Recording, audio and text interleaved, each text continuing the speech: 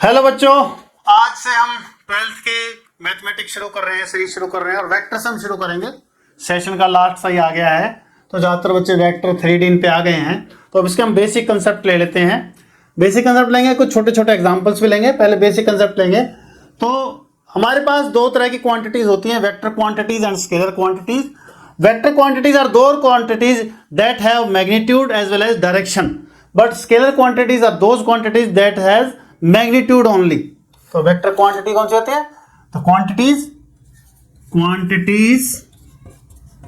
Which have magnitude as well as direction, these are called vector quantities.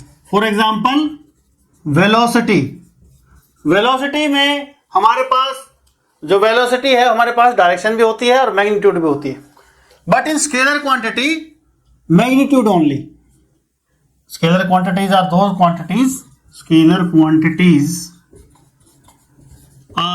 Quantities that have magnitude only. जैसे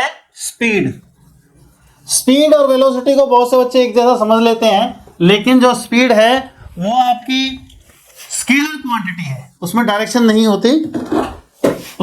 नहीं होती, वो उसमें सिर्फ मैग्नीट्यूड होता है। जबकि वेलोसिटी में आपका मैग्नीट्यूड भी होता है और डायरेक्शन भी होती है।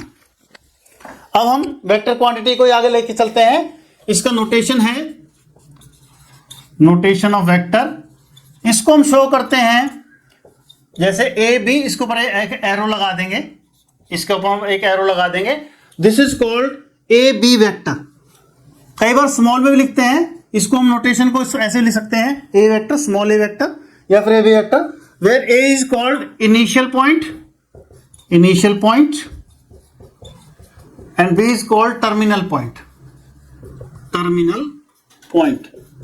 और इसको जो नोट करने का तरीका है वो दिस वन, ये ए आपका इस तरफ का ए हो गया, ये आप ए बी वेक्टर के लिए, ये आपका इनिशियल पॉइंट हो गया, ये आपका फाइनल पॉइंट हो गया। This is called A B vector and this is notation of vector. अब हम थोड़ी और आगे चलते हैं। अब हम पढ़ते हैं बच्चों टाइप्स ऑफ वेक्टर। तो सबसे पहले जीरो वेक्टर, इसको नल वेक्टर भी बोल देते हैं, वॉइड वेक्टर बोल देते हैं। अगर आपका इनिशियल और टर्मिनल पॉइंट, इनिशियल और फाइनल पॉइंट एक ही है तो अब इसको हम बोलेंगे जीरो वेक्टर, और इसका जो मैग्नीट्यूड होगा वो जीरो होगा। जैसे बी वेक्टर, ये कंसिडर कर रहे हैं दोनों बी ही है, या फिर ए वेक्टर, तो इसको हम बोलेंगे जीरो वेक्टर। और इसकी कोई भी डायरेक्शन डिफाइंड नहीं होती है, जीरो वेक्टर की इसकी कोई डायरेक्शन डिफाइंड नहीं होती। अगला है हमारा यूनिट वेक्टर। ये बहुत इंपॉर्टेंट है यूनिट वेक्टर। हम एक वेक्टर को कैसे नोट करते हैं? A B vector is equal to its magnitude, इसका मैग्नीट्यूड कितना है, और इसकी डायरेक्शन को हम इससे दिखाते हैं कैप से।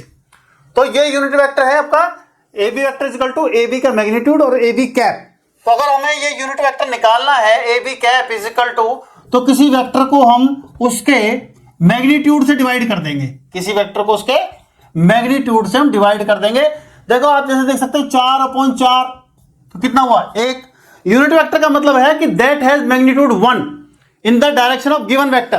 तो हमें यूनिट वेक्टर निकालना है तो उस वेक्टर को उसके मैग्नीट्यूड से डिवाइड कर देंगे। मैग्नीट्यूड निकालना भी हम आपको बताएंगे। उसके बाद आता है आपका को, ये बहुत इंपॉर्टेंट है, इसका क्वेश्चन आता है यूनिट वेक्टर का, तो इसको आप अच्छे से समझेंगे, ध्यान देंगे। अगला है को इनिशियल वेक्टर। जैसे कि नाम से ही पता चल रहा है, इनिशियल का मतलब शुरुआत, को इनिशियल का मतलब यह है जिन वेक्टर्स के कॉमन बिंदु हों शुरू होने के। जैसे ये बिंदु है, एक आपका ये हो गया, एक आपका ये वेक्टर हो गया, ये पॉइंट आपका ए है, ये आपका बी है, ये आपका सी है, तो ये कितना हो गया? ए बी वेक्टर हुआ, ए सी वेक्टर हुआ, तो दोनों को कॉमन इनिशियल पॉइंट ए है, तो इसको हम कहेंगे को इनिशियल वेक्टर। ऐसे ही को टर्मिनल वेक्टर भी होते हैं, जिनका इनिशियल पॉइंट कुछ भी हो सकता है, लेकिन जो एक ही पॉइंट पर खत्म होते हैं, लेकिन वो ज्यादा इंपॉर्टेंट नहीं है। अभी हम को इनिशियल पॉइंट वेक्टर को ही पढ़ते हैं।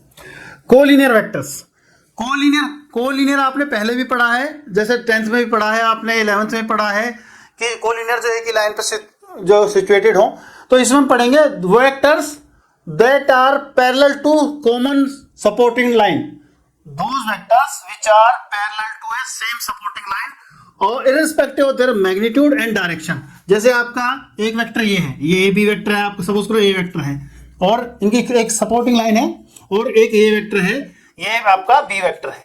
अगर ये दोनों पैरेलल हैं एक तीसरी लाइन के सपोर्टिंग लाइन के, दीज आर आपको कोलिनियर वेक्टर कहलाएंगे आपका, इरिस्पेक्टिव ऑफ देयर मैग्नीट्यूड और डायरेक्शन। इसकी डायरेक्शन उल्टी भी हो सकती है, जैसे ये ए वेक्टर है आपका और ये बी वेक्टर है आपका, तो ये ऐसी डायरेक्शन भी हो सकते हैं, तो भी ये कोलिनियर होंगे। इसकी कंडीशंस होती हैं, वो हम देखेंगे एक स्टेप के कुछ स्टेप के बाद। ऐसे इक्वल वेक्टर होता है, इक्वल वेक्टर होता है those vector which have same magnitude and direction irrespective of their initial point. वो कहीं से भी शुरू हो, लेकिन वो वेक्टर जिनके मैग्नीट्यूड और डायरेक्शन सेम हो, जैसे a is equal to B, वो आपके कहलाएंगे आपके इक्वल वेक्टर्स। अब आप इनको नोट कर लीजिए।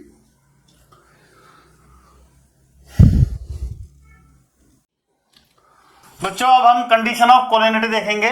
अगर इफ हमारे पास a और b दो वेक्टर हैं, a और b दो वेक्टर हैं, उनको कोई पोजीशन वेक्टर्स दे रखे हैं, सपोज करो i प्लस जे प्लस के या 2i प्लस 2j, सपोज करो जैसे मान लो हमको दे दिया a is equal to i plus J plus K और b आपको दे दिया 2i plus 2j plus 2k।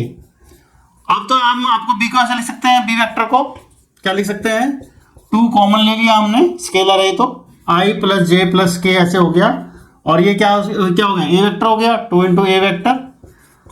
तो अगर ऐसी कंडीशन आ जाती है b is equal to lambda A, lambda is equal to 2 हो गया, तो इसको हम बोलते हैं वेक्टर्स आर कोलिनियर। ये जो लैम्डा है ये माइनस में भी हो सकता है, हाफ भी हो सकता है, दैट मीन जरूरी नहीं है ये नेचुरल नंबर हो, इंटीजर्स भी हो सकता है, माइनस इंटीजर भी हो सकता है, कुछ भी हो सकता है। अगर ये कंडीशन हमारी प्रूव हो रही है तो इसका मतलब हमारे जो वेक्टर्स हैं कोलिनियर हैं।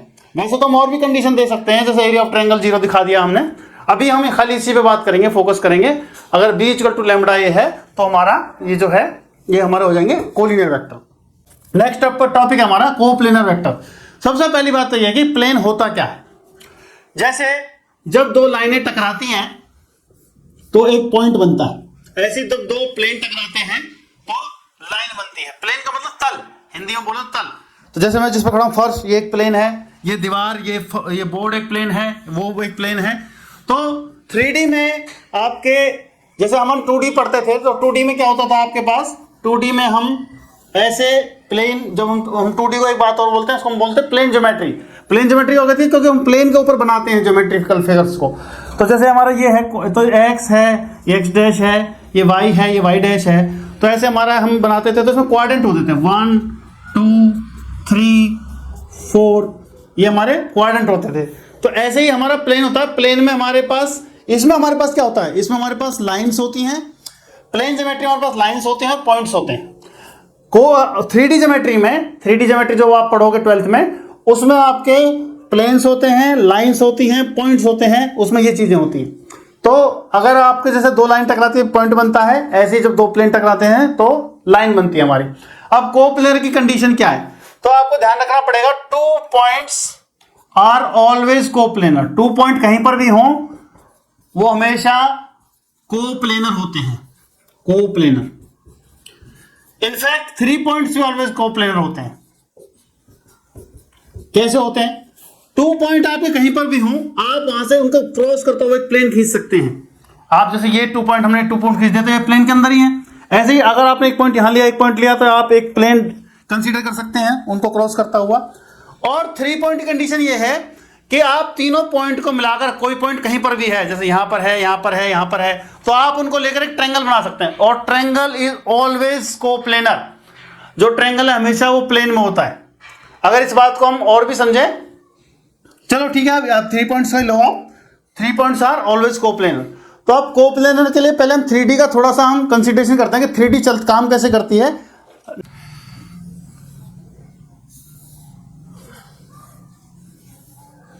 हम आपको एक कागज पर 2D और 3D दोनों ड्रॉ करके बता रहे हैं, फिर कागज पर ड्रॉ करने के एक लिमिटेशन भी देखेंगे और एक आपको थोड़ा सा फिगर दिखा के समझाने की कोशिश करेंगे कि कैसे 3D कैसे होती है।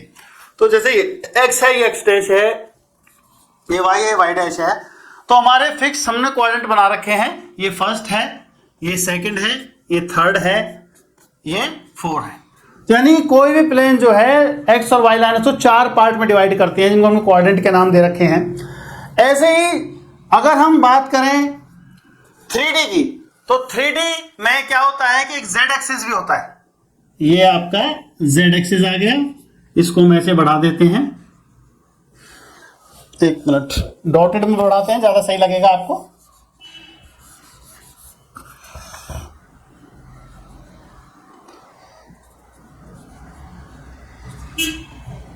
ये आप ध्यान से देखिए, तो इसमें x, y और z, इसमें ऑक्टेंट होते हैं, इसमें क्वाड्रेंट होते हैं, 4 हिस्से होते हैं, इसमें आपके ऑक्टेंट होते हैं। अब ऑक्टेंट हम कैसे पता करें, तो इसको मैंने थोड़ा सा एक रफ सा आइडिया लेने के लिए, एक जैसे बॉक्स है, ये जैसे 4 हिस्से जैसे हम दे रखे हैं, ऐसे ही 4 हिस्से इसके पीछे की तरफ होंगे, ऐसे ही 4 हिस्से इसके पीछे की तरफ होंगे, यानी ऑक्टेंट बनते हैं, 8 कमरे बनते हैं, एक तरह से हम कह सकते हैं 8 कमरे बनते हैं, एक दूसरे से जुड़े हुए, 4 नीचे जुड़े हुए, 4 ऊपर, तो उनको बोलते हैं ऑक्टेंट। और इसमें प्लेन होते हैं, जैसे अब हम जिस फर्श पे खड़े हैं, अगर इस फर्श को हम एक लाइन को x का नाम दे दें, एक लाइन को y का नाम दे दें, एक लाइन को z का नाम दे दें, तो हम किस पे खड़े हैं, हम xy प्लेन पर खड़े हैं। ये xy हो गया, ऊपर वाला भी xy हो गया आपका। फिर यहां पर आइए, ये x है, ये z है, तो ये xz हो गया, सामने वाला भी xz हो गया, और ये आपका सामने वाली दीवार, ये वाली दीवार yz हो गई, ये भी आपकी yz हो गई। इस तरीके से हमारे प्लेन्स बनते हैं। अब प्लेन्स बनते हैं तो इनका हम साइन कौन से कहां पर जैसे डिसाइड करते हैं, तो इसमें थोड़ा सा अलग है। जैसे हम क्वाड्रेंट की बात करते हैं, पहले इसमें x पॉजिटिव है और y पॉजिटिव है। फिर इस तरफ आ जाओ, यहां पर आप क्या पाते हो, x नेगेटिव है, y पॉजिटिव है। फिर यहां आ जाओ, इसमें x भी नेगेटिव है, y भी नेगेटिव है।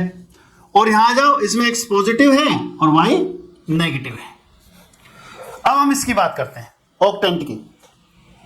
ये फर्स्ट ऑक्टेंट का फर्स्ट पार्ट है, इसमें सारे पॉजिटिव। तो हम अब जरा निशान लगा दिखाते हैं आपको, x y z, ये फर्स्ट ऑक्टेंट है आपका, फिर सेकंड, फिर आपका थर्ड, 8, ये आपके 8 है। अब इसमें कौन सा नेगेटिव होगा, कौन सा पॉजिटिव होगा, इसमें बच्चों को बड़ा कंफ्यूजन रहता है, तो हम उसको लेके चलते हैं। पहली बात तो आपको ये देखना है कि ये जो z है, बाहर की तरफ वाला पॉजिटिव है, अंदर की तरफ वाला नेगेटिव है। अब आप थोड़ा सा इसको इमेजिन करो, जो फर्स्ट क्वाड्रेंट है ये वाला, इस डिब्बे की हम हेल्प लें तो फर्स्ट क्वाड्रेंट है ये वाला, ये फर्स्ट है, ये सेकंड है, ये थर्ड है, ये फोर्थ है। फर्स्ट के पीछे फिफ्थ है, सेकंड के पीछे सिक्स्थ है, थर्ड के पीछे सेवंथ है, फोर्थ के पीछे एट्थ है। ठीक है, तो जैसे हम फर्स्ट क्वाड्रेंट लेंगे तो फर्स्ट में x भी पॉजिटिव, y भी पॉजिटिव, z भी पॉजिटिव, ये हो गया। सेकंड पे आ जाओ, सेकंड में आप इधर आ गए घूमकर, यहां से यहां आ गए, इसको आप देखो तो इसमें क्या क्या नेगेटिव हुआ आपका, इसमें सिर्फ x नेगेटिव हुआ आपका, y और z पॉजिटिव। इस डिब्बे को देखिए, जब आप इस क्वाड्रेंट से इस क्वाड्रेंट में आएंगे तो x तो नेगेटिव है, ये y है ऊपर की तरफ है, y ऊपर पॉजिटिव होता है, नीचे नेगेटिव होता है, तो y ऊपर है तो y भी पॉजिटिव और z भी पॉजिटिव, तो इसमें हो गए आपके माइनस प्लस प्लस। अब आप थर्ड ऑक्टेंट में आइए, थर्ड ऑक्टेंट ये आपका फर्स्ट हो गया, ये आपका सेकंड हो गया, ये आपका थर्ड हो गया। अब थर्ड में देखिए, x तो नेगेटिव ही है, y भी नेगेटिव हो गया, z पॉजिटिव हो रहा, z जो है इस तरफ, ये सारा z पॉजिटिव है, z इसके पीछे वाला है नेगेटिव, तो आपका x negative, y negative, z positive. Fourth में आ जाओ, अब आप फोर्थ ये वाला हो गया आपका, ये वाला। फोर्थ में क्या होता है, x आपका पॉजिटिव और y आपका उल्टा, एक मिनट उल्टा पकड़ लिया मैंने, ठीक, y नेगेटिव और z अगेन पॉजिटिव। उसके बाद इनके पीछे वाले, तो फर्स्ट के पीछे कौन सा है, फिफ्थ, तो आप देखो फर्स्ट में x पॉजिटिव है तो फिफ्थ में भी x पॉजिटिव हुआ, और ये जो z का हमारा पोर्शन है ये वाला, इस तरफ वाला पॉजिटिव, इसके पीछे वाला नेगेटिव, तो z तो सब में नेगेटिव ही चलेगा। बस हमें x और y का ध्यान रखना है। तो फिफ्थ में देखो x है, y ऊपर की तरफ है, तो x ही पॉजिटिव, y ही पॉजिटिव। सिक्स्थ पे आ जाओ, सेकंड के पीछे तुम्हारा x नेगेटिव, ऊपर y ऊपर है तो y पॉजिटिव। सेवंथ में आ जाओ, थर्ड के पीछे वाला, उसमें आपके तीनों नेगेटिव, क्योंकि y नीचे हो गया, x लेफ्ट में हो गया और z पीछे की तरफ हो गया, तो तीनों नेगेटिव। अब आप एट्थ पे आ जाओ, इसके पीछे वाला, फोर्थ के पीछे वाला 8, तो उसमें x पॉजिटिव, y नेगेटिव और z भी नेगेटिव। और ये हमने सही किया है, इसके निशान काउंट कर लो, 4 पॉजिटिव होंगे 4 नेगेटिव, 1 2 3 4, 1 2 3 4, इसमें देखो 1 2 3 4, 1 2 3 4, इसमें देखो 4 पॉजिटिव 4 नेगेटिव। इस तरीके से हम इनके नोटेशन बना सकते हैं और हम इजिली देख के बता सकते हैं कि कौन सा ऑक्टेंट होगा। किसी भी निशानों को देखकर हम देख सकते हैं कौन सा ऑक्टेंट होगा। बच्चों ये 3 तरह के डायग्राम हमने बनाए हैं। ये जो Z है, एक बार इसको इधर दिखाया है, एक बार Z को इधर दिखाया। ये कभी ये डायग्राम आपको सही लगेगा, मतलब फायदेमंद होगा, कभी ये भी होगा, और कभी कभी इस बॉक्स से हम एक्सप्लेन करेंगे तो वो आपको 3D समझने में हेल्प करेगा। अभी फॉर एग्जांपल हमने ये एक बॉक्स बनाया है और इसमें एक पॉइंट P लिया है, बड़ा लिख देता हूँ थोड़ा सा। तो ये आपका X है, ये यहाँ से यहाँ तक, ये X है आपका, ये Y है और ये आपका Z है, और ये आपका जो है ओरिजिन है O0 0 0। अब इसको अगर हम बात करें तो X और Y से मिलकर कौन सा बनेगा? XY प्लेन बनेगा। ये जो पेंसिल चल रही है ये आपका XY प्लेन है। फर्श जो है वो आपका XY। और जो आपकी ये वाली दीवार है, अगर इस वाली दीवार हम बात करें तो ये वाली दीवार हम समझ सकते हैं, एक को X ले लें, एक को Y ले लें, ये हमारा YZ प्लेन है, ये वाला जहां हमने शेड किया है, और एक हमारा XZ प्लेन है, वो हमारा XZ प्लेन जहां X ये वाला और Z हमारा ये वाला, तो ये वाला हमारा XZ प्लेन है। अब हमने कोई P पॉइंट लिया है, ABC। ये ABC से कोऑर्डिनेट है, A जो X कोऑर्डिनेट है, B Y कोऑर्डिनेट है और C जो है Z कोऑर्डिनेट है। X कोऑर्डिनेट को हम एक्सिस बोल देते हैं, Y कोऑर्डिनेट को हम ऑर्डिनेट बोल देते हैं, और जो Z कोऑर्डिनेटर्स को Z कोऑर्डिनेट ही बोलते हैं। ये बात पे हमें ध्यान रखनी है। अब A क्या है? A है इस बिंदु की YZ डिस्टेंस से, YZ प्लेन से दूरी। A क्या है? A is a distance from YZ plane, distance from YZ, यानी कि जो X कोऑर्डिनेट है उसको छोड़कर कौन सा प्लेन बचा? YZ। तो A की दूरी YZ प्लेन की दूरी है। अब जो B है वो किसका कोऑर्डिनेट होता है? वो होता है Y का, तो Y छोड़ दो, X और ZX प्लेन की दूरी है। C क्या है? अब आपको Z छोड़ देना है, वो क्या है? XY प्लेन से दूरी है C। दूसरे शब्दों में कहें तो जो A है वो डिस्टेंस अलोंग X एक्सिस है, जो B है वो डिस्टेंस अलोंग Y एक्सिस है, और जो C है डिस्टेंस अलोंग Z एक्सिस है। अब हम अगली बात पढ़ते हैं, डिस्टेंस ऑफ P। इस पॉइंट की डिस्टेंस जो है X एक्सिस से कितनी है? इस P पॉइंट की X एक्सिस से डिस्टेंस कितनी है? अब X एक्सिस ये है आपका, ये भी है, तो आपका ये अगर मैं इसको इससे मिला दूं, देखो आपको हो सकता है ये इसमें नजर ना आ रहा हो सकता है क्या इसमें नजर नहीं आ रहा, लेकिन ये एंगल जो है 90 का है, ये एंगल जो है 90 का है। आप एक बॉक्स को कंसीडर करो, उसमें सारी दीवारें 90 के एंगल पे खड़ी होती है, या कमरे को कंसीडरेशन करो, तो इसमें क्या है? ये 90 का है, ये इसका हाइपोटेन्यूज है, तो ये कितना आ जाएगा? ऐसा X एक्सिस से दूरी इसकी आ जाएगी B² प्लस C²। तो P पॉइंट की X से दूरी कितनी है? B² plus C²। ऐसे ही अगर मैं कहूं distance of PABC from Y axis, Y axis से कितनी होगी? जैसे जब हम X से ले रहे थे तो हमने A नहीं लिया था, B² प्लस C² था, ऐसे ही आ जाएगा, Y वाला हमने B छोड़ देंगे, A² प्लस C²। ऐसे ही अगर हम इसकी Z एक्सिस से निकालें तो वो आ जाएगी आपकी A² प्लस B²। तो ये दूरी आ गई उस पॉइंट की, रिक्वायर्ड पॉइंट की हमारी एक्सिस से, अलग अलग एक्सिस से। ये जो हमने स्क्वायर रूट के अंदर लिखा है, ये तीनों चीजें, ये हमने पाइथागोरस थ्योरम अप्लाई करी है। क्या होते हैं Pythagoras theorem? Hypotenuse square is equal to base square plus perpendicular square. आप इजीली निकाल सकते हैं, ये B हो गया, ये C हो गया, B² प्लस C² का स्क्वायर रूट। ऐसे ही आप कुछ और निकालो, कोई और एक्सिस से दूरी निकालनी हो, ये भी आ जाएगी आपकी, ये भी आ जाएगी। अब आज आगे चलते हैं। अगर हमें ओरिजिन से दूरी देखनी हो, distance of P from origin से दूरी कितनी है इसकी? आप देखिए, ओरिजिन से दूरी जो है उसकी आपकी ये है। अब ये हमें निकालनी है, तो आप देखिए आपके लिए क्या क्या चाहिए। आपको एक तो ये डिस्टेंस चाहिए, ये डिस्टेंस चाहिए। अगर आप फर्श को कंसीडर करो तो हम जिस फर्श पे खड़े हैं, अगर एक साइड को हम a मान लें, एक साइड को हम b मान लें, तो जो डायगोनल है वो a square plus b square का स्क्वायर रूट आता है, और ये आपकी सीधी लाइन है वो c आती है। तो अगर हमें एक कोने से नीचे वाला और एक कोना ऊपर वाला मिलाना हो तो क्या आएगा, वो आएगा square root a square plus b square plus c square. जैसे इसमें देखो आप, ये आपका कितना आ गया, ये आपका a है, ये आपका b है, तो ये वाली लाइन आपकी जो मेरा पेन चल रहा है वो आपकी square root a square plus b square है, और ये कितनी है, c है।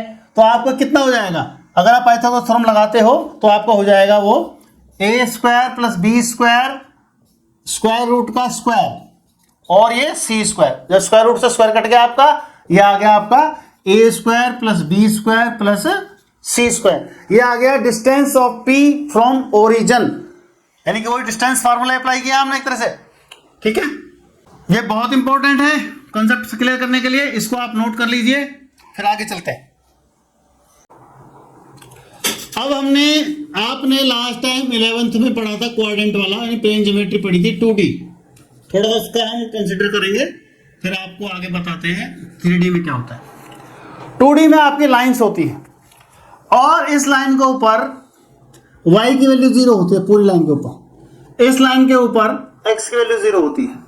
तो अगर मैं आपसे पूछता हूं equation of x axis, equation of x axis, अगर मैं पूछूं x एक्सिस इक्वेशन बताओ, तो आप लिखोगे y इज इक्वल टू 0, और इक्वेशन ऑफ y एक्सिस आपसे पूछते थे तो आप लिखते थे x इज इक्वल टू 0।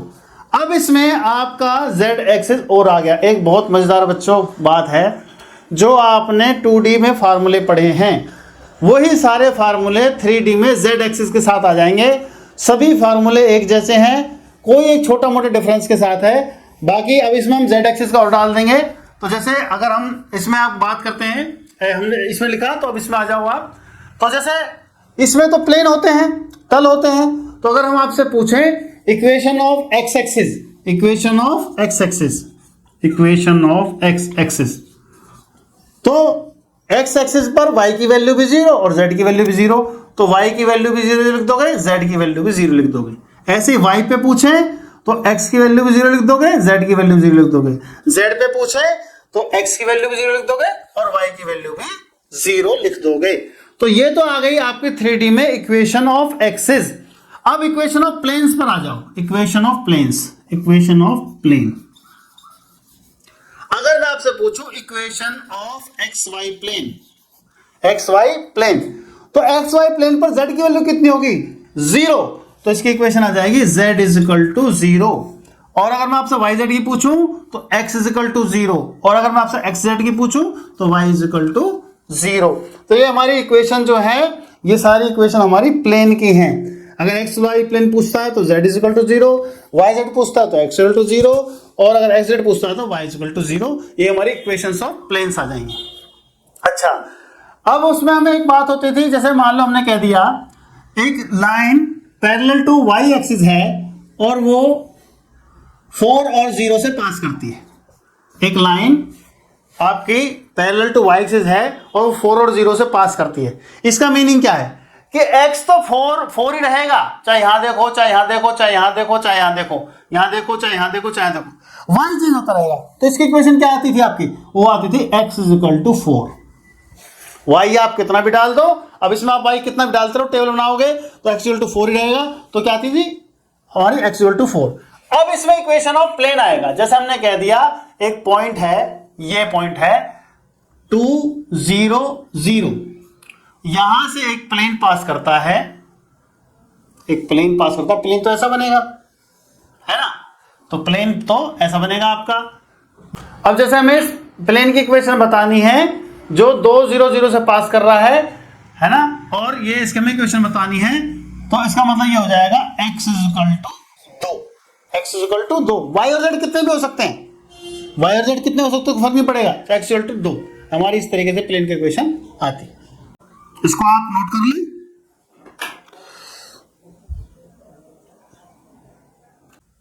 अब हम करते हैं addition of vectors, triangle law of vector addition. ये क्या कहता है, ये कहता है कि हमारे पास जैसे कोई वेक्टर्स हैं, शुरू से लेते हैं, थोड़ा सा हम लेते हैं इसको, ये a b, हमारे पास जैसे ये वेक्टर है, एक ए वेक्टर है, सपोज करो ये बी वेक्टर है।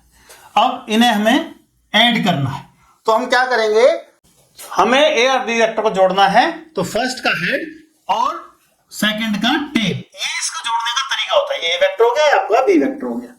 अब हम आते हैं triangle law of vector addition पे। सपोज करो ए बी एक वेक्टर है और बी सी एक वेक्टर है, ये हमें ऐड करने हैं। तो हम कैसे ऐड करेंगे इनको, तो ए बी, इस बात को आप ऐसे समझ सकते हैं कि हमें जो हमारी जो मंजिल है, डेस्टिनेशन पॉइंट है वो सी है, हमें सी पे पहुंचना है। तो सी का रास्ता एक तो ये है कि A B B C, A B B C. तो एक तो ये है, हम ए बी से पहले ए से बी पे चले, बी से सी पे चले, एक से डायरेक्ट हम सी पे चले। तो इनको जोड़ने के बाद हम इनिशियल पॉइंट से फाइनल पॉइंट को यानी टर्मिनल पॉइंट को मिला देते हैं। तो इसका मीनिंग क्या हुआ, A B plus B C is equal to A C. अब आप इसको क्या कर सकते हैं, अब आप इसका ए बी के लिए क्या है, ए वेक्टर, और ये है आपका B vector is equal to C vector. अब आप एक बार दोबारा इसको लीजिए, A B vector plus B C vector minus A C vector is equal to 0। और अगर हम इसका नेगेटिव ले लें, जो हमें ए सी दे रखा है, इसको आप लिख लीजिए सी ए, तो प्लस हो जाएगा, plus C A is equal to 0।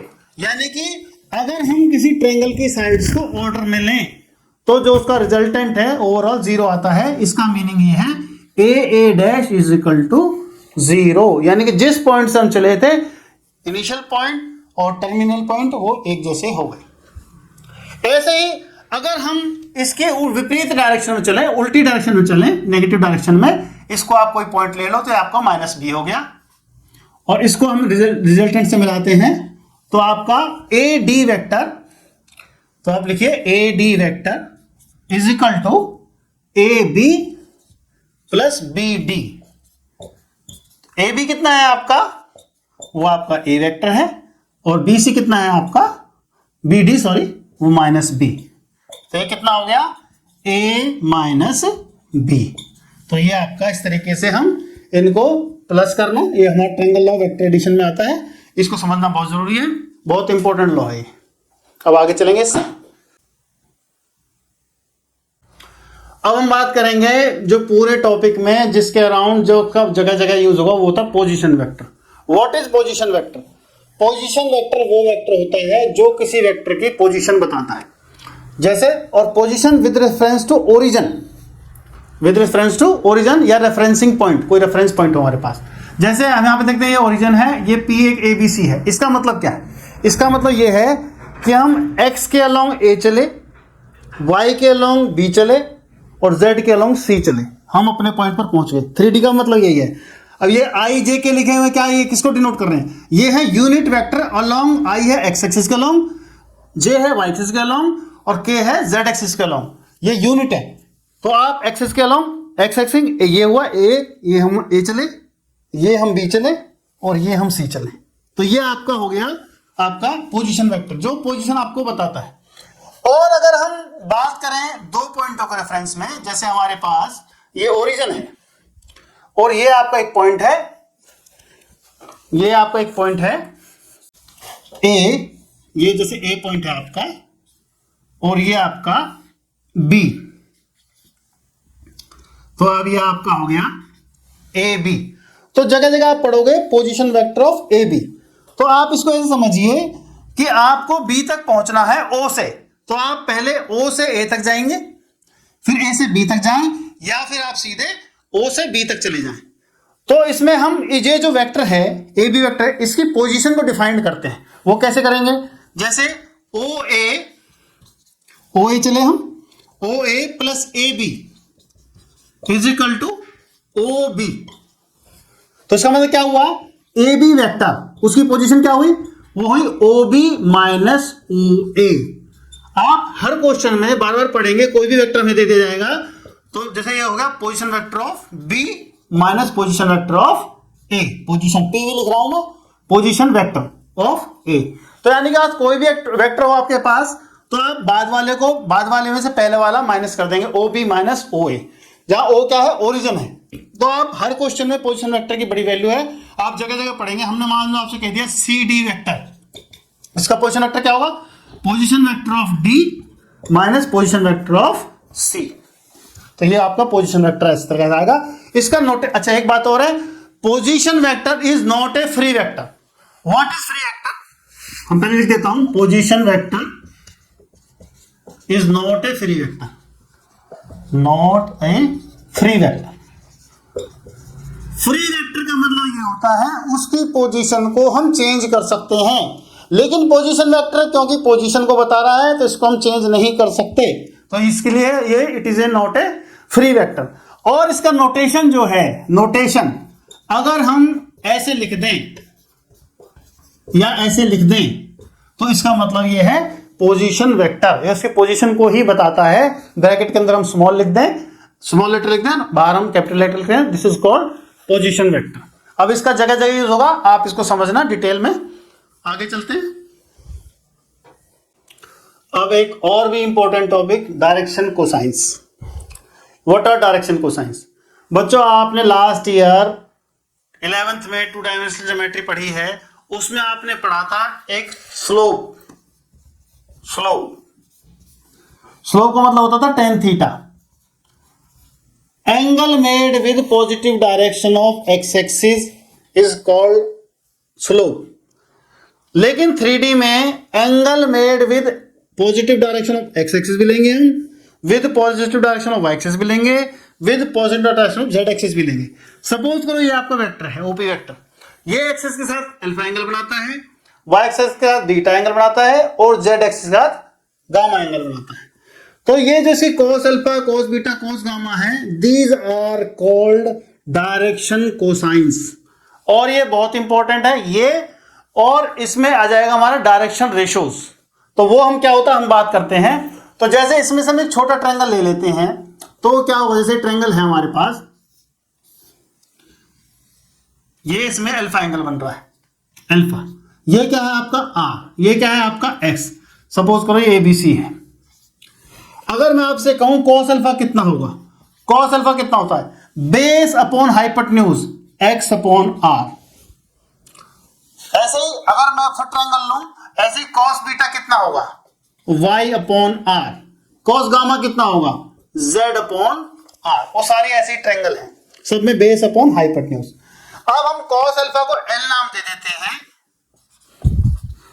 cos beta को m नाम दे देते हैं और cos गामा को n नाम दे देते हैं। तो ये आपका l हो, आपका x कितना हो गया LR, y कितना हो गया MR और z कितना हो गया NR। LR MR NR। तो जो ये आपके LR MR और NR है, this is called direction ratios.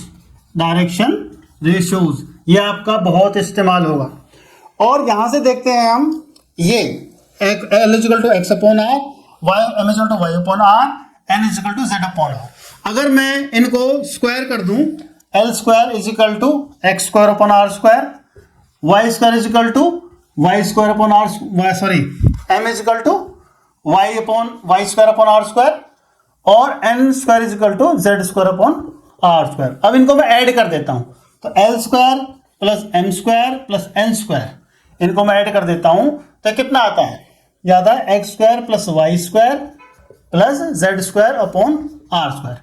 और अगर हम यहां से कंपेयर करके निकालें तो X square plus Y square plus Z square, पहले हम बता चुके हैं आर स्क्वायर के इक्वल होता है, तो आर स्क्वायर से आर स्क्वायर कैंसिल, तो L square plus N square plus N square is equal to 1।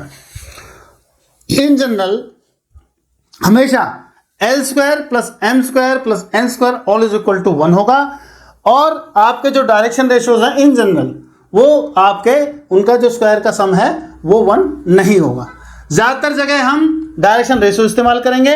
जैसे सपोज करो हमारे पास कोई वेक्टर है ए बी वेक्टर और वो है 2i plus J plus 3j plus 5k।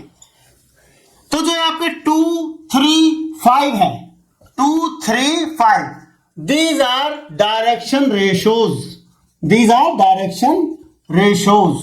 और अगर हमसे पूछे वो डायरेक्शन कोसाइन निकालने हैं तो आपको क्या करना है, डायरेक्शन कोसाइन यानी डीसी आर, आपको क्या करना है 2 upon square root A square plus B square plus C square. ये आपका स्मॉल ए है, ये स्मॉल बी है, ये स्मॉल सी है। डायरेक्शन रेशियोज को हम स्मॉल ए बी सी से नोट करेंगे। ये आपको डायरेक्शन रेशियोज को हम स्मॉल ए बी सी से नोट कर देंगे और ए बी सी लिख देता हूं। A B C are direction ratios. अगर आपको डायरेक्शन कोसाइन निकालने हो तो डायरेक्शन कोसाइन कैसे निकलेंगे आपके? A upon A square plus B square plus C square का स्क्वायर रूट और आपका B upon A square plus B square plus C square का स्क्वायर रूट और C A square plus B square plus C square का square root. तो यहां से हम निकालेंगे तो 2 का स्क्वायर 4, 3 का स्क्वायर 9 और 5 का स्क्वायर 25, 25। ऐसे 3 अपॉन 4 प्लस 9 प्लस 25 और आपका 5 अपॉन 4, 2 का square 4 plus 9 plus 25। These are direction cosines. ये जगह जगह क्वेश्चन पूछा जाता है, फाइंड डायरेक्शन कोसाइंस। तो आप डायरेक्शन रेशियो को देखेंगे और तुरंत डायरेक्शन कोसाइन निकाल देंगे। बहुत आसान है और इसका क्वेश्चन अक्सर पूछा जाता है। तो ये हमारा एक्सप्लेनेशन होगा डायरेक्शन कोसाइन का। ये बहुत आपका 3D में यूज होगा, वेक्टर में यूज होगा। इसको आप लिख लो और ये हमने लिखा है ऐसे।